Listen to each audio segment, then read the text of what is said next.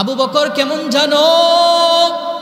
পৃথিবীর সব মানুষের আমল যদি এক পাল্লায় রাখা হয় আর অপর পাল্লায় যদি আবু বকরের আমল রাখা হয়, আল্লাহর রসুল বলে আবু বকরের পাল্লাই আল্লাহর কাছে ভারী হয়ে যাবে। কেমন আবু বকর ছিল? আল্লাহর রসুলের সব সময় নকল ফটোকপি করতেন। আবু বকরের কবরের ভয়, আবু বকরের জাহান্নামের ভয়, অথচ দুনিয়ায় থাকতে তিনি জান্নাতের সার্টিফিকেট পেয়েছেন। সাহাবীদের মধ্যে আশরায়ে মুবাশশারা 10 জন সাহাবী জান্নাতের সার্টিফিকেট পাইছে। তিনাদের মধ্য থেকে শ্রেষ্ঠ মানুষ হলো আবু বকর। যে আবু বকর রাদিয়াল্লাহু তাআলা আনহু দুনিয়ায় থাকতে সব পাওয়ার পরেও তিনার ভয়ে, তিনার অন্তরে আল্লাহর এত পরিমাণ ভয় ছিল রে গোলাম, তিনি মদিনা শহরে যখন মানুষ ঘুমিয়ে যেত, দুনিয়ার মদিনার সব মানুষ ঘুমিয়ে যেত, আর তিনি জান্নাতুল বাকির মধ্যে দাঁড়ায় দাঁড়ায় কান্না করতেন। সুবহানাল্লাহ। আবু বকরের এতই কবরের ভয়, মদিনার সব মানুষ ঘুমন্ত, আর আবু বকর জান্নাতুল বাকির মধ্যে গিয়ে কান্না করে। তিনার হাউমাউ কান্নার আওয়াজে মদিনার সবাই জাগ্রত হয়ে যাইত। আয়েশা বলতো, আবু বকর আপনি এত কান্দেন কেন? আবু বকর বলেন, আমার সাথীরা এই জান্নাতুল বাকির মধ্যে ঘুমন্ত আছে, তারা আল্লাহর মেহমানদারি আছে। আমার মনে চাই আমি কবরে যাই আর তাদের সাথে আমি মেহমানদারি হই। সুবহানাল্লাহ। আপনি কাঁদেন কেন? বলে এই কবর যদি আমি নেক আমল করে থাকি তাহলে তো আমার জন্য জান্নাত, যদি আমি খারাপ কাজ করে থাকি তাহলে তো এই কবর আমাকে চাপ দিবে। সাহাবীরা বলেন, আপনি তো জান্নাতের সার্টিফিকেট প্রাপ্ত সাহাবী, আপনি তার বড় কাঁদেন কেন? আবু বকর বলেন, না, আল্লাহ আমাকে পছন্দ কইরা সার্টিফিকেট দিয়েছেন, জান্নাতে যাওয়ার অনুমতি দিয়েছেন, কিন্তু আল্লাহ যদি আমার প্রতি নারাজ হয়ে যায় তাহলে আমি আবু বকরের কি অবস্থা হবে, এই জন্য আমি কান্না করি। আবু বকর কেমন ছিল জানো? আল্লাহর রসুল জীবিত অবস্থায় আছেন, আল্লাহর রসুলের নামাজের জায়নামাজে, নামাজের মুসল্লায় আবু বকর নামাজ পড়াইছে। সুবহানাল্লাহ। কেউ সাহস নাই রসুলের নামাজের মুসল্লায় নামাজ পড়াবে। আল্লাহর রসুলের চাচা আব্বাস মসজিদে নববীতে ছিল, সব চাইতে সাহাবীদের মধ্য থেকে মুরব্বী সাহাবী ছিল, তারপরেও নামাজের মুসল্লায় সাহস নাই নামাজ পড়ানোর। কারণ কি? অর্ধজাহানের বাদশাহ, আল্লাহর পরে যার স্থান, তিনি হলেন পয়গম্বর, তিনার নামাজের মুসল্লার মধ্যে আমি দাঁড়ায় নামাজ পড়াবো, এটা আব্বাসের পক্ষেও সম্ভব না। ওই মসজিদের মধ্যে, মসজিদে নববীতে ছিল আব্দুর রহমান ইবনে আউফ, তিনিও নামাজ পড়েন নাই। আল্লাহর রসুলের এত প্রিয় সাহাবী ছিলেন হযরত আবু বকর, তিনি জীবিত অবস্থায় আল্লাহর রসুল, হামেশা জিকির করো মুমিন, হামেশা জিকির করো মুমিন, গাফিল থাইকো না। হামেশা জিকির করো মুমিন, গাফিল থাইকো না। জিকির করছেন মুসা নবী,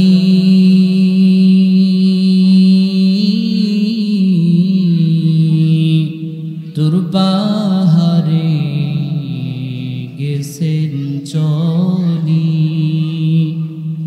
জিকির করছেন মুসা নবী,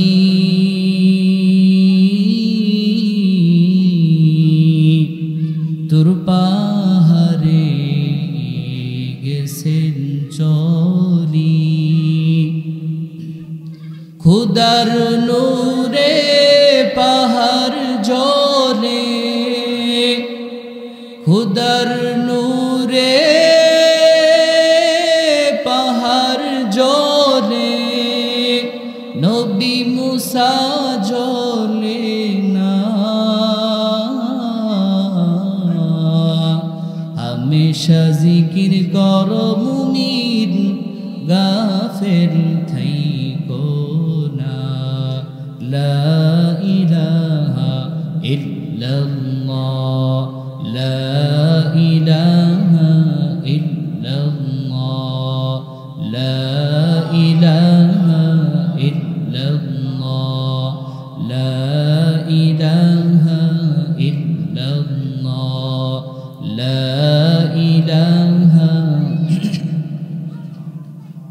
তো সবাই লা ইলাহা ইল্লাল্লাহ লা ইলাহা ইল্লাল্লাহ লা ইলাহা জিকির করছেন ইব্রাহিম নবী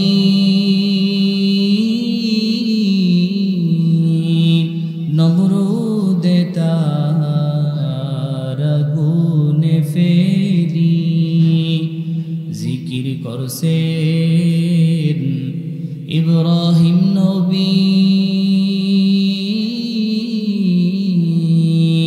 নমরুদে তার আগুনে ফেলি আগুন হইল ফুল বাগিচা আগুন হইল ফুল বাগিচা নবীর পশম জ্বলে না হামেশা জিকির কর মুমিন গাফেল থাইকো না লা ইলাহা ইল্লাল্লাহ লা ইলাহা ইল্লাল্লাহ লা ইলাহা ইল্লাল্লাহ লা ইলাহা ইল্লাল্লাহ লা ইলাহা জিকির করছেন নবী ওয়ালি খুদার সাথে গেছেন মিলি জিকির করছেন নবী ওয়ালি খুদার সাথে গেছেন মিলি মনের পর্দা দিছে খুলে মনের পর্দা দিছে খুলে মালিক রব্বানা হামেশা জিকির কর মুমিন গাফেল থাইকো না লা ইলাহা ইল্লাল্লাহ লা ইলাহা ইল্লাল্লাহ লা ইলাহা ইল্লাল্লাহ লা ইলাহা লা ইলাহা ইল্লাল্লাহ লা ইলাহা ইল্লাল্লাহ লা ইলাহা ইল্লাল্লাহ লা ইলাহা ইল্লাল্লাহ মুহাম্মাদুর রাসূলুল্লাহ সাল্লাল্লাহু আলাইহি ওয়াসাল্লাম بلغ العلا بكماله كشف الدجى بجماله حسنت جميع خصاله صلوا عليه وآله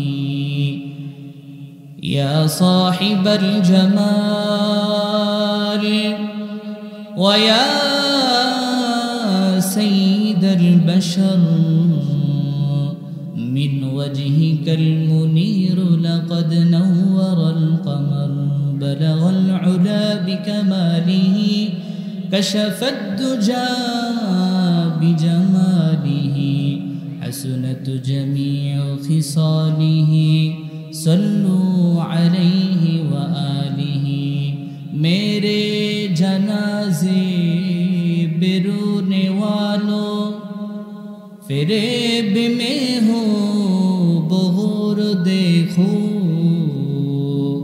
मरा नहीं हो हमें नबी में लिबास हस्ती बदल गया है बलगल उला बिकमालिही कशफत दुजा बिजमालिही حسنت جميع خصاله صلوا عليه وآله اللهم رب السماوات وما أضللن ورب الأرضين وما أقللن ورب الشياطين وما أضللن إني أسألك خير هذه القرية وخير ما فيها وخير أهلها وأعوذ بك من شرها وشر ما فيها وشر أهلها اللهم ارزقنا جناحا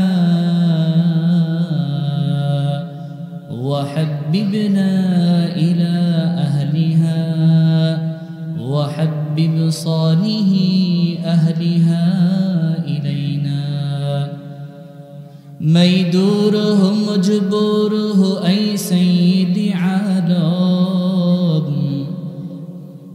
ميدوره مجبوره أي سيدي عالم दीदार दिखा दे नहीं आवाज सुना दो दीदार दिखा दे नहीं आवाज सुना दो मैं सूरत यूसुफ को नहीं चाहने वाला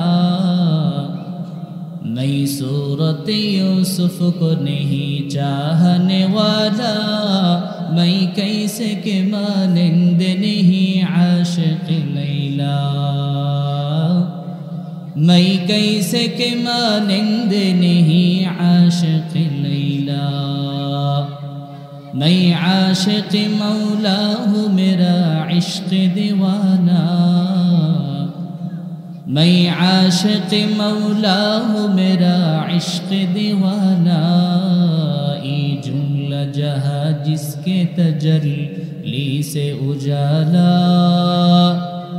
ये जुमला जहाँ जिसके तजल्ली से उजाला कौनैन का मुख्तार खुदा तुमको बनाया कौनैन का मुख्तार खुदा तुमको बनाया उम्मत की निगाहबान खुदा तुमको बनाया उम्मत की निगाहबान खुदा तुमको बनाया या रब मेरे आँखों में समा जाए मदीना या रब मेरे आँखों में समा जाए मदीना मुद्दत से मेरा दिल में तमन्नाए मदीना मुद्दत से मेरा दिल में तमन्नाए मदीना तलवार बकट हो के निकल मैदान आसीर तलवार बकट हो के निकल मैदान आसीर दुश्मन की मुकाबिल तो लगा नारे तकबीर दुश्मन की मुकाबिल तो लगा नारे तकबीर तुम मर्द मुसलमान हो तू मर्द मुसलमान तू मर्द मुसलमान हो तू मर्द मुसलमान एक हाथ में तलवार है एक हाथ में कुरान एक हाथ में तलवार है एक हाथ में कुरान अल्हम्दुलिल्लाह आदला छादुल्ला बाड़ी मरहुम रजब आली भुइया साहेबर स्मरणे 11तम बार्षिक इस्लामी महासम्मेलনের सम्मानित सभापति प्रधान अतिथि विशेष अतिथिबृंद জাতির মাথার মুকুট ওয়ারাসাতুল আম্বিয়া উলামায়ে কেরাম পর্দার আড়ালের সম্মানিতা শ্রদ্ধেয়া মা ও বোনেরা আল্লাহ রাব্বুল আলামিনের কাছে অসংখ্য অগণিত শুকর যে মহান রব্বুল আলামিন আমাদেরকে কোরআন হাদিসের কিছু কথা উলামায়ে কেরামদের জবান থেকে বলার জন্য শোনার জন্য তৌফিক দান করেছেন।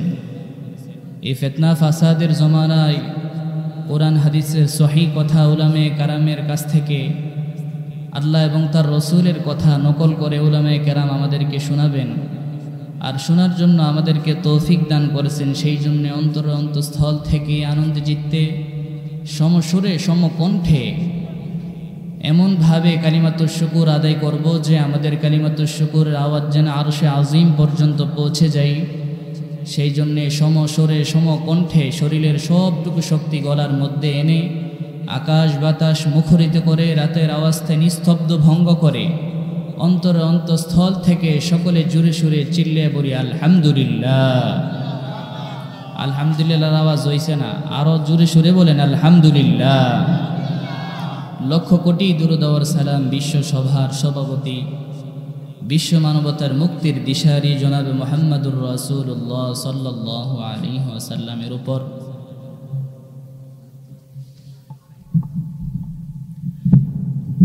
সম্মানিত হাজিরিন, আটলা গ্রামের মধ্য থেকে ঐতিহ্য একটা মহল্লা সাদুল্লাহ বাড়ি আজকে 11 বছর যাবৎ মাহফিল করে আসতেছে।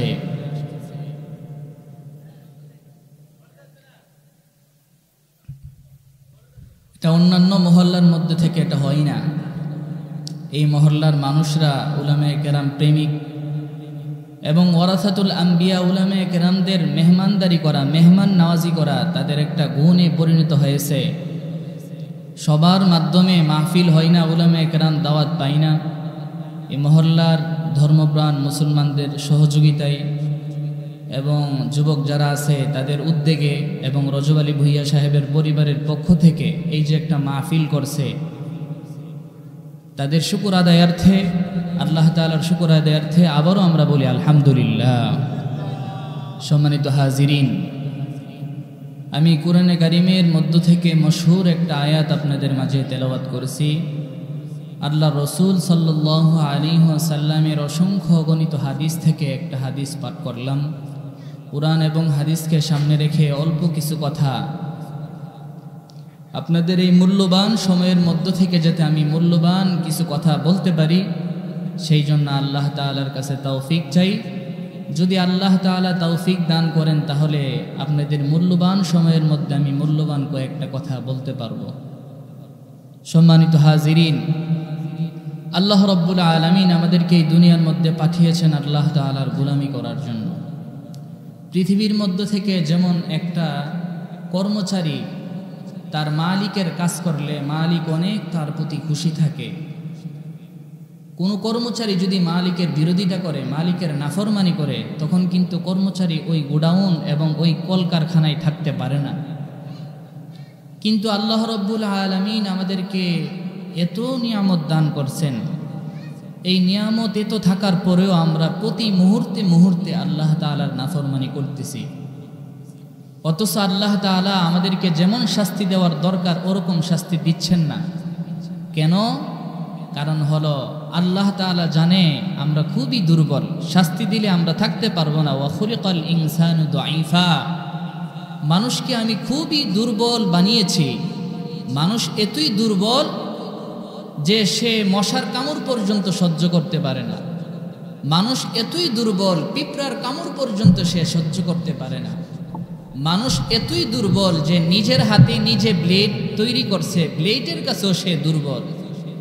মানুষ এতই দুর্বল যে নিজের হাতে সে সুই তৈরি করছে, অথচ সুই। তো আমরা দুর্বল হওয়ার কারণে আল্লাহ তাআলা আমাদেরকে ছাড় দিছেন, কিন্তু ছেড়ে দেন নাই।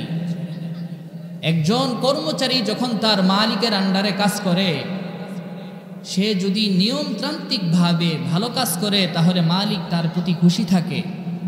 ঠিক আমাদের তো একজন মালিক আছে, ওই মালিকের যদি আমরা কাজ করে থাকি তাহলে মালিক আমাদেরকে পছন্দ করবেন, পছন্দ কইরা আমাদের জন্য সুবিশাল জান্নাত আমাদের জন্য রাখছেন। সুবহানাল্লাহ।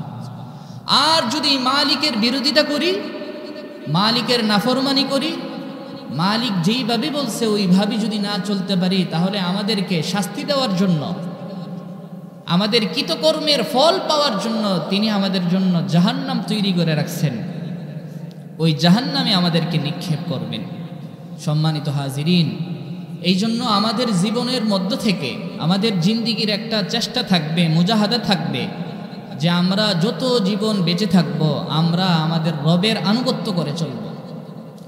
রবের আনুগত্য যত করতে পারবো আল্লাহ তাআলার তত নৈকট্য অর্জন করতে পারবো। আল্লাহর নৈকট্য কিভাবে অর্জন করা যাবে? আল্লাহর নৈকট্য অর্জন করা যাবে গুনাহ ছেড়ে দিলে। কোনো মানুষ যখন গুনাহ ছেড়ে দিবে তখন আল্লাহর কাছে তার মর্যাদা অনেক বেড়ে যাবে, সুবহানাল্লাহ। আর কোনো মানুষ যখন গুনাহ করতে থাকবে তখন সে রবের কাছ থেকে দূরে চলে যাবে, জাহান্নামের কাছে চলে যাবে, আর জান্নাত থেকে সে দূরে যাবে, নাউজুবিল্লাহ। একটা মানুষ যখন নেক কাজ করবে তখন সে জান্নাতের কাছে চলে যাবে, সে জাহান্নাম থেকে দূরে থাকবে। আর একটা মানুষ যখন রবের বেশি করে আনুগত্য করবে সে জান্নাতের কাছে থাকবে, জাহান্নাম থেকে দূরে থাকবে। আর একটা মানুষ যখন রবের আনুগত্য করবে না, রবের নাফরমানি করবে, সে জান্নাত থেকে দূরে থাকবে এবং জাহান্নামের কাছে থাকবে, নাউজুবিল্লাহ। এই জন্য সম্মানিত হাজিরিন, আমাদের জীবনের মধ্যে অনেকই তো আমরা চেষ্টা আছে, আমরা অনেক চেষ্টা করি, আমাদের ছেলে মেয়ের জন্য আমরা চেষ্টা করি, বিবি বাল বাচ্চার জন্য চেষ্টা করি, কিন্তু আমরা কোনোদিন আমাদের নিজের জন্য চেষ্টা করছি? অথচ আল্লাহর রসুল বলে আল কাইয়িসু মান দানা নাফসাহু ওয়া আমিলা লিমা বাদাল মাউত। তোমরা কি জানো, আল্লাহর রসুল বলেন তোমরা কি জানো তোমাদের মধ্যে সবচাইতে জ্ঞানী কে? সাহাবীদেরকে প্রশ্ন করছেন। সাহাবীরা বললেন ইয়া রাসূল আল্লাহ, আমরা তো জানি না সবচাইতে জ্ঞানী কে। আল্লাহ রসুল বলেন সবচাইতে জ্ঞানী হলো সেই ব্যক্তি যে সব সময় নিজের হিসাব করে, সুবহানাল্লাহ। আল কাইয়িসু মান দানা নাফসাহু, যে সব সময় নিজের হিসাব করে, ওয়া আমিলা বাদাল মাউত, এবং মৃত্যুর পরের আমল সে নিজে নিজে তৈরি করে, সুবহানাল্লাহ। সে হলো জ্ঞানী। সাহাবারা, তোমরা মনে করতেছো যার টাকা আছে, যার পয়সা আছে, যার ব্যাংক ব্যালেন্স আছে, যার অর্থ সম্পদ আছে, যার অটাল সম্পদ আছে, তোমরা মনে করছো সে সবচাইতে জ্ঞানী। আল্লাহর রাসূল বলে না, সে সবচাইতে জ্ঞানী না। তোমাদের মধ্যে সবচাইতে জ্ঞানী হলো সেই ব্যক্তি, মানুষের মধ্যে সবচাইতে জ্ঞানী হলো সেই ব্যক্তি যে নিজের হিসাব করতে থাকে এবং মৃত্যুর পরের অবস্থা সে আমল করতে থাকে, সুবহানাল্লাহ। এই জন্য জুনাইদ বাগদাদির নাম কে না জানে? জুনাইদ বাগদাদি বলে আমি 40 বছর পর্যন্ত, আমি ফজর থেকে রাত পর্যন্ত কি হয়েছে আমি মাগরিবের পরে এটা হিসাব করতাম, সুবহানাল্লাহ। আমি যে জুনাইদ বাগদাদি হয়েছি এটা এমন হয়েছি না, আমি প্রতিদিন আমার নিজের হিসাব করতাম। আমি আজকে ফজর থেকে মাগরিব পর্যন্ত কি করছি না করছি সব আল্লাহর কাছে হিসাব করতাম। আমি রোজনামাচা করতাম, আমি একটা খাতার মধ্যে লিপিবদ্ধ করতাম ফজর থেকে মাগরিব পর্যন্ত আমি কি রবের জন্য করছি, আমার জন্য কি করলাম। এর মধ্যে যদি ভালো কাজ করে থাকি তাহলে আল্লাহর শুকরিয়া আদায় করতাম। আর যদি ডায়েরি খুলে দেখতাম যে না এটার মধ্যে গুনাহ আজকে সারাদিন, তখন সাথে সাথে তওবার দরজা আছে খোলা, আমি সাজদায় পড়ে যেতাম, মালিকের কাছে আমি গুনাহ মাফ চাইতাম, সুবহানাল্লাহ। এই কাজ করতে করতে আমি আজকে জুনাইদ বাগদাদি হইতে পারছি। আমি এমনি জুনাইদ বাগদাদি হই না, আমি 40 বছর পর্যন্ত নিজের হিসাব আমি রোজনামাচা করতাম, আমি আমার হিসাব নিকাশ করতাম। এই জন্য পয়গম্বর আরবি সাল্লাল্লাহু আলাইহি ওয়াসাল্লাম বলেন আল কাইয়িসু মান দানা নাফসাহু ওয়া আমিলা লিমা বাদাল মাউত। তোমাদের মধ্যে ওই মানুষটাও সবচাইতে জ্ঞানী যারা নিজের হিসাব নিজে করে এবং মৃত্যুর পরবর্তী অবস্থার জন্য সে আমল করতে থাকে। নিজের হিসাব নিজে করা। আজকে বলেন তো, আমি যদি আমার নিজের হিসাব করতাম তাহলে কিন্তু আমার মাধ্যমে আর গুনাহ হইতো না। আমার মাধ্যমে কি না গুনাহ হয়, অথচ আল্লাহ তাআলা বলেন তুমি যে গুনাহ করতেছো আমি তোমাকে ডাক দিতেছি। মানুষ যখন অন্যায় অপরাধ করে তখন আল্লাহ তাআলা মানুষকে ডাকতে থাকে, কিন্তু আমরা ডাকতে শুনি না। আল্লাহ যে আমাকে ডাকতেছে আমি শুনি না। আল্লাহ বলেন ইয়া আইয়ুহাল ইনসান মা গররাকা বিরাব্বিকাল কারীম আল্লাযী খালাকাকা ফাসাওয়াকা ফাআদালাক ফি আই সূরাতিন মা শাআ রাকাবাক। আমি আপনি যখন গুনাহ করে থাকি আমাদের রব ডাকতে থাকে ইয়া আইয়ুহাল ইনসান, হে মানুষ মা গররাকা বিরাব্বিকাল কারীম।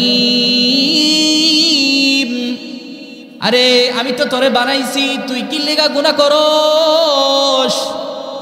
তোর মা তো তোর হাত বানাই নাই, তোর মা তো তোর পা বানাই নাই, তোর মা তো তোর চোখ বানাই নাই, তোর মা তো তোর জবান দেই নাই। আমি আল্লাহ তো তোকে সব দিলাম, তাহলে তুই কেন আমার বিরোধিতা করস? আল্লাহ ডাকতে থাকেন, মানুষ যখন গুনাহ করে তখন মানুষকে ডাকতে থাকেন, ইয়া আইয়ুহাল ইনসান মা গররাকা বিরাব্বিকাল কারীম আল্লাযী খালাকাকা ফাসাওয়াকা ফাআদালাক। তুই কেমনে গুনাহ করস অথচ আমি আল্লাহ তাআলা তোর সুন্দর দেহ দান করলাম, তোর চক্ষু যেখানে থাকার দরকার আমি চক্ষু সেখানেই দিলাম, তোর অঙ্গ প্রত্যঙ্গ যেখানে থাকার দরকার আমি সেটাই করলাম। কিন্তু মানুষ এটা বুঝে না, মানুষ মনে করে আল্লাহ মনে আমাকে দেখে না, অথচ আল্লাহ বলেন আলাম ইয়ালাম বিআন্নাল্লাহা ইয়ারা। তোমরা যেটাই করো না কেন আমি আল্লাহ কিন্তু তোমাদের প্রতি দৃষ্টি দিয়ে রাখলাম। সুবহানাল্লাহ। তুমি যেটাই করো না কেন তুমি মনে মনে ভাবতেছ আমার আম্মা আমাকে দেখে না, আমার বাপ আমাকে দেখে না, আমার মা আমাকে দেখে না, আমি যার সাথে অন্যায় করতেছি সে তো নাই, তো আমি কাজ করতেই পারি। আল্লাহ বলেন আলাম ইয়ালাম বিআন্নাল্লাহা ইয়ারা। তুমি মনে করতেছো কেউ দেখে না, অথচ আমি আল্লাহ সেটাই দেখতেছি। সুবহানাল্লাহ।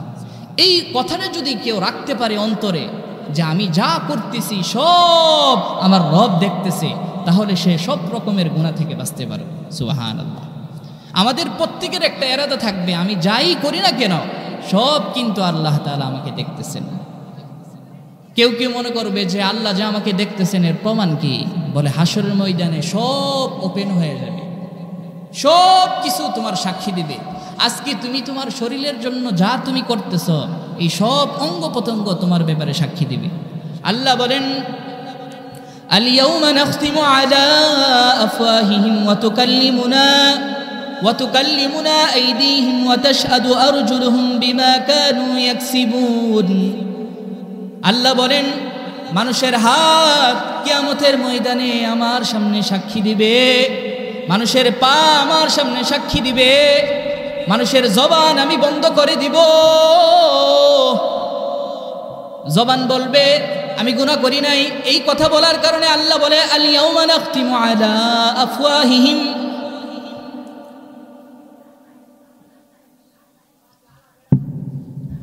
আল্লাহ বলেন আমি মানুষের জবানের মধ্যে তালা মাইরা দিমু। তুলে জবানে যদি তালা মারে তাহলে কথা বলবে কে? বলে কথা বলবে তার হাত কথা বলবে, তার পা কথা বলবে।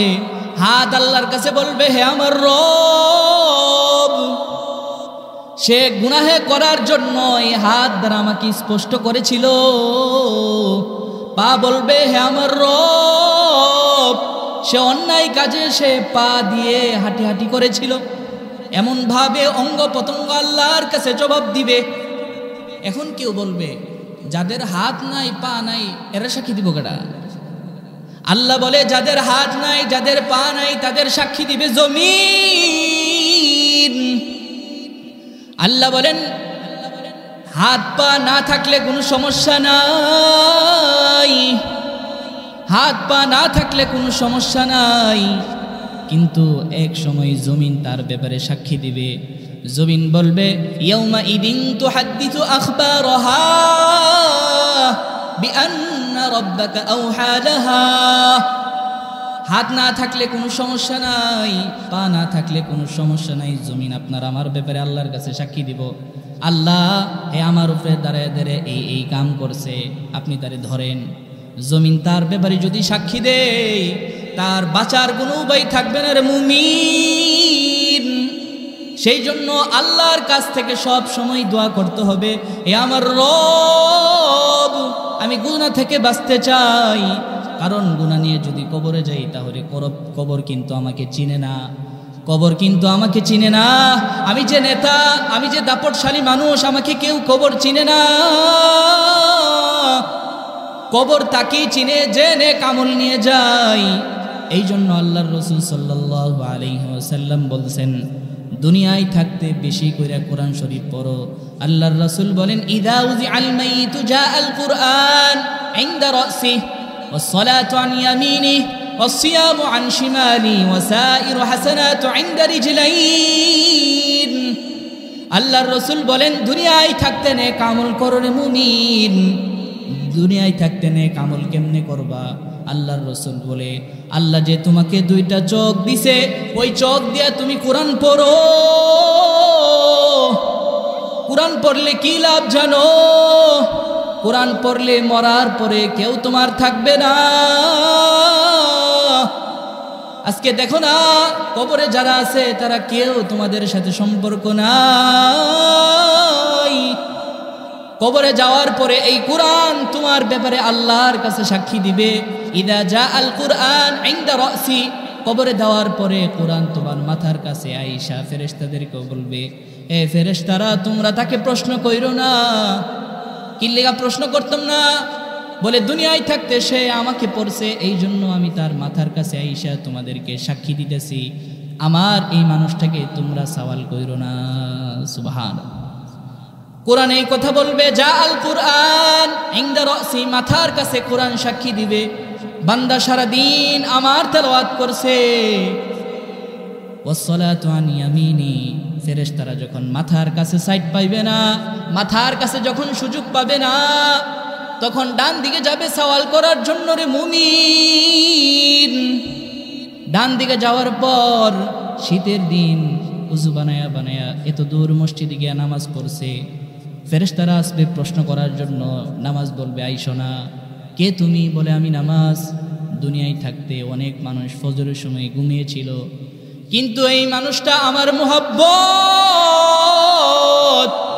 আমার মুহাব্বতের কারণে সে দাঁড়ায় দাঁড়ায় নামাজ পড়ছে। একমাত্র ময়দানে হাসরের ভয়, আল্লাহর ভয়ে সে নামাজ পড়ছে। আমি নামাজ তার ব্যাপারে সুপারিশ করতেছি। আজকে এই কাছে আইসা তার জন্য সওয়াল করতে পারবা না। নামাজ বলবে। ফেরেশতারা এই দিকেও সুযোগ না পায়া বাম দিকে আসবে। ওয়াসিয়ামু আন শিমালি, বাম দিকে আসার পর রমজানের রোজা, নফল রোজা গুলা বলবে এই দিকে প্রশ্ন করো না। ফেরেশতারা বলবে তোমরা কারা? সে বলবে আমি রোজা। কেন? কি চাও? বলে এই বান্দা রমজান মাসে অনেক জনের দোকানে বৈশা চা খাইছে, কিন্তু সে একমাত্র আল্লাহর ভয়ে সে রোজা রাখছে, সারাদিন উপবাস রাখছে। ঘরের মধ্যে অনেক ফল ছিল, খাবার খাই নাই। অনেক খাবার ছিল, ঘরে কেউ ছিল না, তারপরও সে আল্লাহর ভয়ে সারাদিন উপবাস থাকছে। উপবাস থাকার কারণে আমি রোজা এখন বলতেছি, এই পাশে তোমরা তাকে সওয়াল কইরো না। ফেরেশতারা যখন এই পাশে সুযোগ না পায়া পায়ের কাছে যাবে রে মুমিন। পায়ের কাছে যাওয়ার পরে এই সে যে দান সদকা করছে, জুমার দিন কিছু না কিছু দান করছে, ওয়াকুল্লু হাসানা রিজলাইন, পায়ের কাছে যখন ফেরেশতারা যাবে সওয়াল করার জন্য যখন যাবে, তখন পায়ের কাছে পা বলবে আসতে পারত না। বলে তোমরা কারা? বলে আমরা হলাম সালাম, সদকা, খায়রাত, মানুষের সাথে ভালো ব্যবহার, এই ভালো আমলগুলো আমরা পায়ের সাথে আছি। তোমরা এই বান্দাকে প্রশ্ন করবা না। এই ফেরেশতারা আল্লাহর কাছে যাবে, হে আমার রব, এই মানুষের কাছে যখন গেলাম, যাওয়ার পর চতুর্দিক থেকে বলতেছে প্রশ্ন কইরো না। আল্লাহ তাআলা বলবেন যাও, যেহেতু এই মানুষের সব দিক থেকে সওয়াল না আসে, এই বান্দার সওয়াল জবাবের দায়িত্ব আমি আল্লাহর পক্ষ থেকে দিয়ে দিলাম। সুবহানাল্লাহ। এই হলো অবস্থার মুমিন। এই জন্য আল্লাহর রাসূল সাল্লাল্লাহু আলাইহি ওয়াসাল্লাম বলেন আমাকে সবচাইতে ভয় করো। আল্লাহর রাসূল বলেন আল্লাহকে যারা সবচাইতে বেশি ভয় করবে, আল্লাহকে যারা সবচাইতে বেশি ভয় করবে, আল্লাহর কাছে ওই মানুষটার অনেক দাম। সুবহানাল্লাহ বলেন। আল্লাহ বলেন ইন্না আকরামাকুম ইনদাল্লাহি আতকাকুম, তোমাদের মধ্যে ওই মানুষের দাম আমি আল্লাহর কাছে অনেক বেশি, যেই মানুষটা আমি আল্লাহকে ভয় করে চলে। এর নবীর উম্মতের দল, আমাদের জীবনের মধ্যে একটা চেষ্টা থাকতে হবে যাতে আমি আল্লাহকে সবচাইতে বেশি ভয় করি। আল্লাহকে যেই ব্যক্তি বেশি ভয় করবে আল্লাহর কাছে ওই মানুষের অনেক দাম। যেমন বেলাল হাবশী রাদিয়াল্লাহু তাআলা আনহু, তিনি দেখতে কিন্তু খুব কালো ছিল, ধন সম্পদ ছিল না।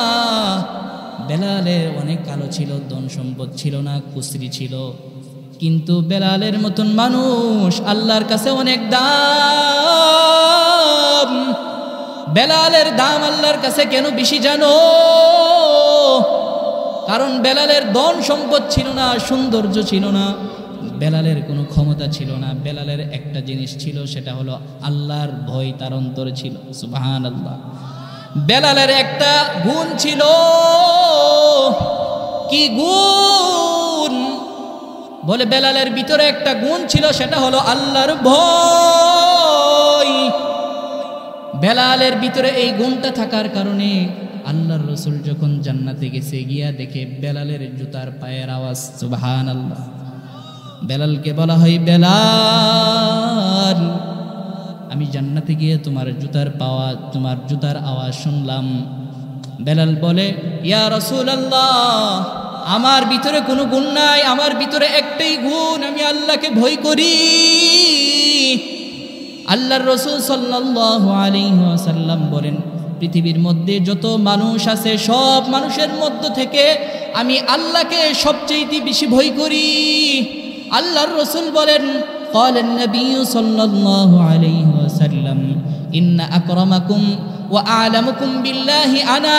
আল্লাহর রাসূল বলেন, আমি সবচাইতে আল্লাহকে বেশি ভয় করি। কেন জানো? আমি সবচাইতে ইলম বেশি থাকার কারণে আমি আল্লাহকে সবচাইতে বেশি ভয় করি। বেশি ভয় করার কারণে আমি মুহাম্মদ আল্লাহর কাছে সবচাইতে প্রিয়। সুবহানাল্লাহ। আল্লাহর রাসূল যে আল্লাহর কাছে প্রিয় কেন? বলে আল্লাহর রাসূল সবচাইতে আল্লাহকে বেশি ভয় করতেন। এই কথা আল্লাহর রাসূল বলেন, ইন্না আকরামাকুম ওয়া আ'লামাকুম বিল্লাহি আনা। আমি পৃথিবীর মধ্যে সবচাইতে আমি আল্লাহকে ভয় করি। কারণ কি? আমি সবচাইতে বেশি জান্নাওয়ালা, এই জন্য আমি আল্লাহকে সবচাইতে বেশি ভয় করি। সুবহানাল্লাহ। এই জন্য আমাদের প্রত্যেককেই এই জিনিসটা জানতে হবে যে আমার সবচাইতে বেশি জানতে হবে। কারণ যে যত জানবে তার ভিতরে আল্লাহর ভয় তত বেশি হবে। এই জন্য আল্লাহ রাসূল সাল্লাল্লাহু আলাইহি ওয়াসাল্লাম বলেন যে তোমরা জানো, আল্লাহ রাসূল বলে, তলাবুল ইলমি ফারিদাতুন আলা কুল্লি মুসলিম ওয়া মুসলিমা। তোমাদের প্রত্যেকের জন্য উচিত ইলমি দ্বীন হাসিল করা। কারণ ইলমি দ্বীন যে যত জানবে সে তত আল্লাহর কাছে নৈকট্য প্রাপ্ত হবে, সে তত তার ভয়, তার অন্তরে আল্লাহর ভয় তত জাগবে। সুবহানাল্লাহ। এই জন্য আমাদের প্রত্যেকের উচিত আমরা জান্নাতওয়ালা হওয়া এবং গুনাহ থেকে বাঁচা। কারণ গুনাহ যদি নিয়ে কবরে যাই তাহলে ওই কবর কিন্তু আমাকে চিনে না, ওই কবর কিন্তু আমার জন্য অপরিচিত। এই জন্য হাসরের ময়দানের ভয় সাহাবে কেরামদের ভিতরে এত ছিল যে ভয়ের কারণে তারা খাবার খায়, তারপরেও তারা কান্না করে। যেমন আল্লাহর রাসূলের সাহাবী আবু বকর সিদ্দিক রাদিয়াল্লাহু তাআলা আনহু এতই আল্লাহকে ভয় করত, তার ভিতরে এতই আল্লাহর ভয়। আবু বকর সিদ্দিক কেমন? আবু বকর সিদ্দিক, আল্লাহর রাসূল বলেন জান্নাতের 8টা দরজা আছে, 8 দরজার মধ্য থেকে 8টা দরজায় আবু বকরকে সালাম দিবে, আমার ভিতরে ঢুকেন, আমার ভিতরে ঢুকেন। সুবহানাল্লাহ। 8টা দরজা দিয়ে যাকে সালাম দেওয়া হবে সেই হলো আবু বকর। আবু বকর কেমন সাহাবী ছিল রে গোলাম! আবু বকর সারা জিন্দেগি আল্লাহর রাসূলের ফটোকপি ছিল। শুধু দুনিয়ায় নয়, এখনো পর্যন্ত আল্লাহর রাসূলের সাথে শুয়ে আছেন। সুবহানাল্লাহ। এতই কবুল ছিল আবু বকর, আল্লাহর রাসূলের সাহাবী।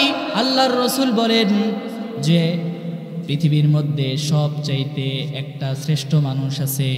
পৃথিবীর মধ্যে যত পয়গম্বর আলাইহিস সালাতু ওয়াস সালাম আসছে, তিনাদের পরে সবচাইতে শ্রেষ্ঠ মানুষের নাম হলো আবু বকর। সুবহানাল্লাহ। আবু বকর কেমন জানো? পৃথিবীর সব মানুষের আমল যদি এক পাল্লায় রাখা হয় আর অপর পাল্লায় যদি আবু বকরের আমল রাখা হয়, আল্লাহর রসুল বলে আবু বকরের পাল্লাই আল্লাহর কাছে ভারী হয়ে যাবে। কেমন আবু বকর ছিল? আল্লাহর রসুলের সব সময় নকল ফটোকপি করতেন। আবু বকরের কবরের ভয়, আবু বকরের জাহান্নামের ভয়, অথচ দুনিয়ায় থাকতে তিনি জান্নাতের সার্টিফিকেট পেয়েছেন। সাহাবীদের মধ্যে আশরায়ে মুবাশশারা 10 জন সাহাবী জান্নাতের সার্টিফিকেট পাইছে। তিনাদের মধ্য থেকে শ্রেষ্ঠ মানুষ হলো আবু বকর।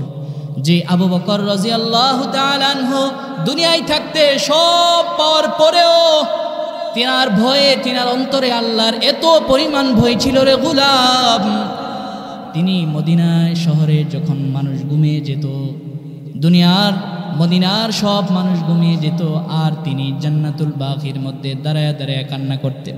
সুবহানাল্লাহ। আবু বকরের এতই কবরের ভয়, মদিনার সব মানুষ ঘুমন্ত, আর আবু বকর জান্নাতুল বাকির মধ্যে গিয়ে কান্না করে। তিনার হাউমাউ কান্নার আওয়াজে মদিনার সবাই জাগ্রত হয়ে যাইত। আয়েশা বলতো, আবু বকর আপনি এত কান্দেন কেন? আবু বকর বলেন, আমার সাথীরা এই জান্নাতুল বাকির মধ্যে ঘুমন্ত আছে, তারা আল্লাহর মেহমানদারি আছে। আমার মনে চাই আমি কবরে যাই আর তাদের সাথে আমি মেহমানদারি হই। সুবহানাল্লাহ। আপনি কাঁদেন কেন?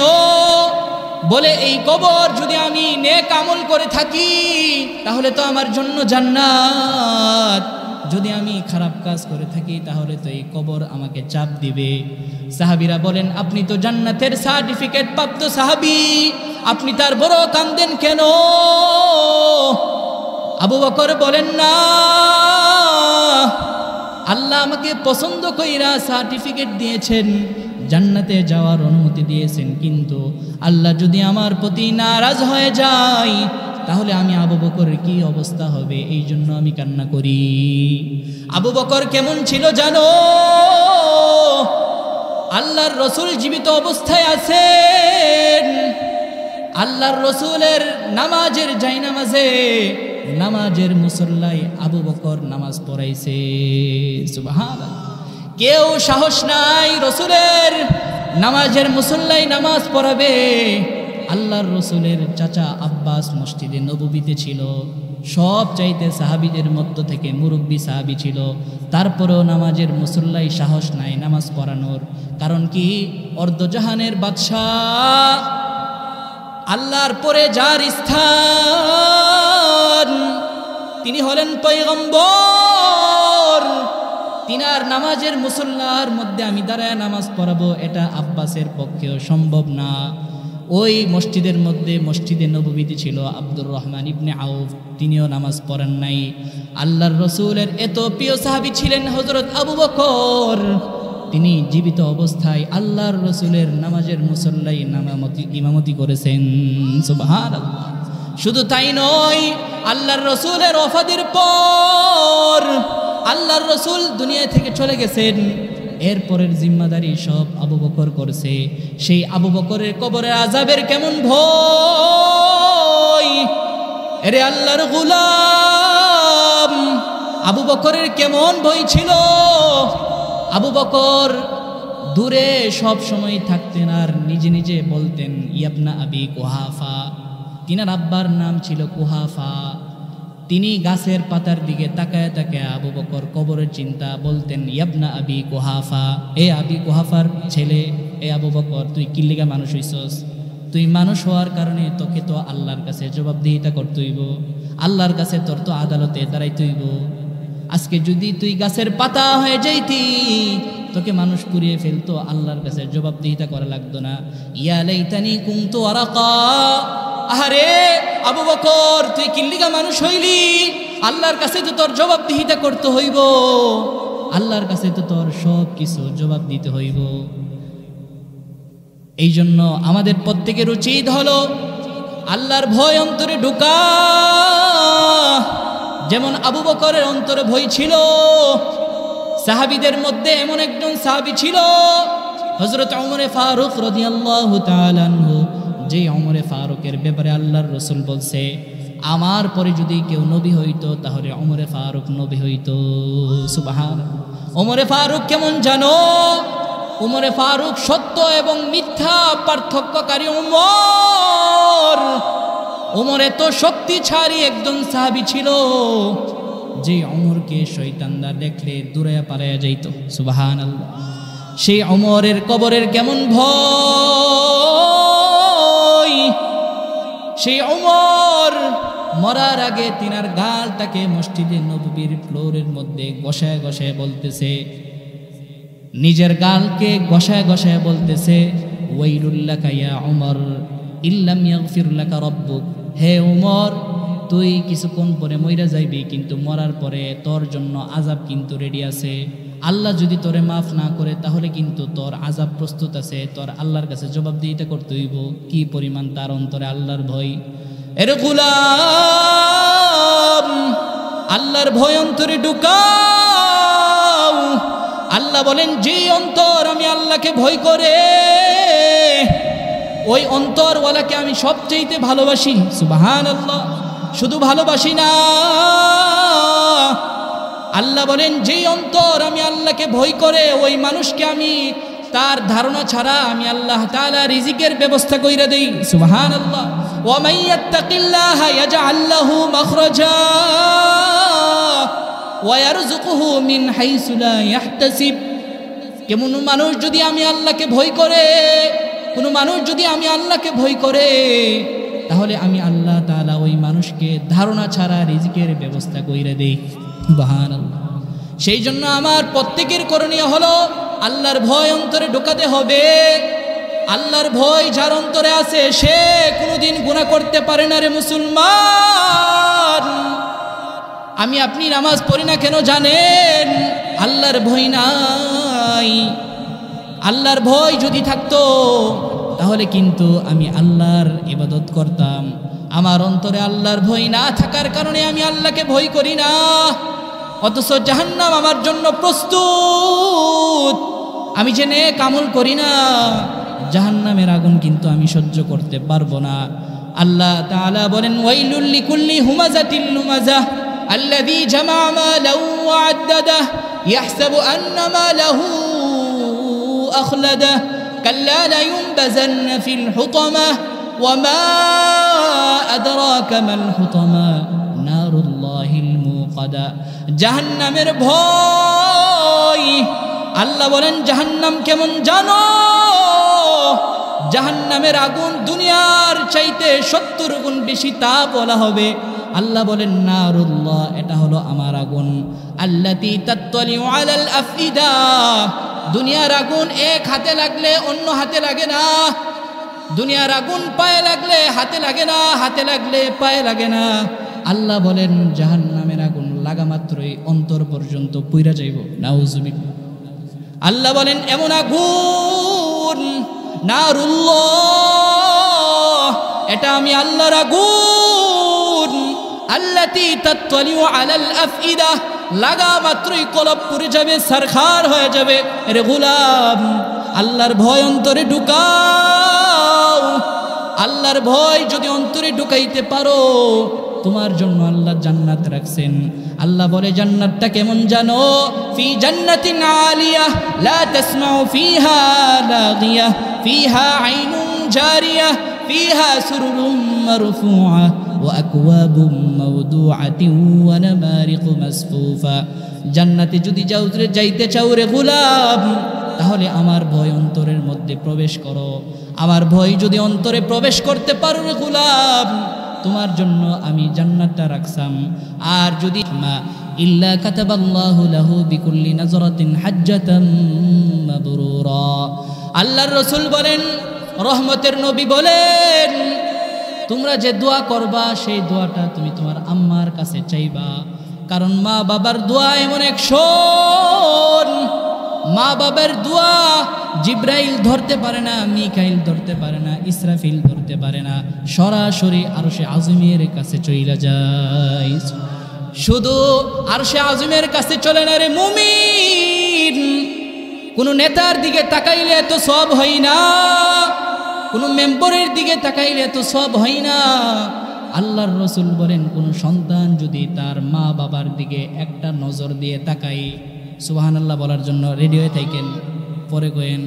আল্লাহর রসুল বলেন কোন সন্তান যদি তার মা বাবার দিকে নেক নজরে একটা নজর দিয়ে যদি তাকায়, আল্লাহর রসুল বলেন তার আমল নামার মধ্যে হজ্জাতাম মাবরুরা, মকবুল হজের সওয়াব লিখে দেওয়া হয়। তাইলে আমরা কার দিকে দোয়া নিমু? আওয়াজ দিয়ে কোন। মা বাবার দোয়া অনেক অ্যাকশন, মা বাবার কাছে দোয়া চাইতে হবে, আলেমদের সাথে দোয়া চাইতে হবে।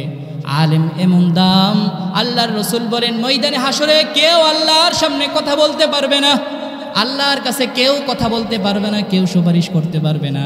আল্লাহর রসুল বলেন ক্বালান নবী সাল্লাল্লাহু আলাইহি ওয়াসাল্লাম ইয়াশফাউ ইয়াউমাল কিয়ামাতি আল আমবিয়া ওয়াল উলামা সুম্মা শুহাদা। ময়দানে হাসরে আমি আল্লাহর কাছে কেউ সুপারিশ করতে পারবে না, তিন শ্রেণীর মানুষ আমি আল্লাহর কাছে সুপারিশ করবে। এক নম্বর আম্বিয়া আলাইহিস সালাতু ওয়াস সালাম, দুই নম্বর উলামায়ে কেরাম। উলামায়ে কেরামের কাছ থেকে দোয়া চাইতে হবে, আলেমদেরকে মোহাব্বত করতে হবে, কারণ আলেমদেরকে মোহাব্বত করলে কি লাভ? আলেমরা আপনার জন্য হাসরের ময়দানে আল্লাহর কাছে সুপারিশ করবে। পারবো তো ইনশাল্লাহ? আলেমদেরকে মোহাব্বত করব, পারবো না ইনশাল্লাহ? আল্লাহ রাব্বুল আলামিন যে কথাগুলো বললাম আমাদের প্রত্যেককে আমল করার তৌফিক দান করুন, সকলে বলেন আমিন। সুবহানাকাল্লাহুম্মা ওয়া বিহামদিকা আশহাদু আল লা ইলাহা ইল্লা আনতা আস্তাগফিরুকা ওয়া আতুবু ইলাইক। এখন আমাদের মাঝে যিনি বয়ান করবেন, পুরা বাংলাদেশ যিনি বয়ান করে থাকেন, আমাদের অত্র মসজিদের সাবেক ইমাম হযরত মাওলানা রিদওয়ান সাহেব, তিনি অনেক প্রাঞ্জল ভাষায় মানুষকে কথা বলে থাকেন। আমরা